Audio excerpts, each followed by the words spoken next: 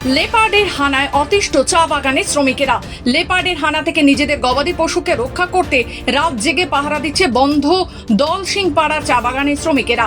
বাসিন্দাদের কথায় প্রায় প্রতিনিয়ত সন্ধ্যা হতেই দলসিংপাড়া চা বাগানের শ্রমিক মহল্লায় লেপার্ড প্রবেশ করছে। এলাকার বাসিন্দাদের ছাগল বাছুর সহ গবাদি পশু টেনে নিয়ে যাচ্ছে।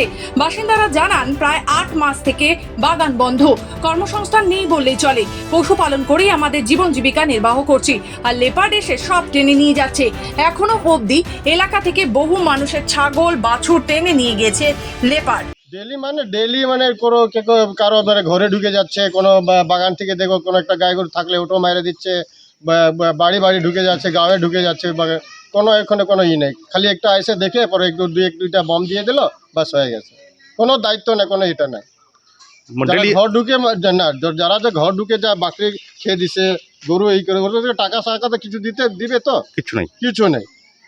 লেখে নিয়ে যাচ্ছে, কখন আসবে ওটা ঠিক নেই। এই বাগান তো বন্ধ, এই বাগানটা বন্ধ। তো মানুষ তো ওই গরু ছাগল পালবে তো, গরু পালবে, ছাগল পালবে, ওটা 1-2 টাকা হবে, 1-2 পয়সা হবে বলে তো ওরা পরিশ্রম করে একটা ছাগল পালতেছে, ধরো গরু গাই গরু পালতেছে।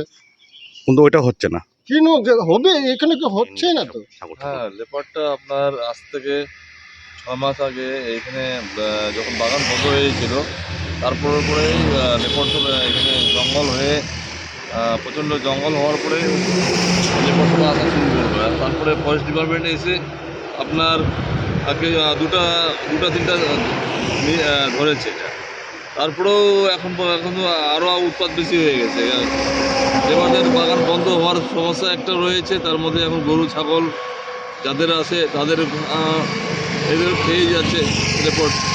তো আমরা নীলপাড়া ফরেস্ট ডিপার্টমেন্টকে বলেছিলাম যে এই ব্যাপার আছে, বলে একটা অ্যাপ্লিকেশন আবার লিখে দাও, আমরা ব্যবস্থা করতেছি, কিন্তু এখন পর্যন্ত সেটা হলো না।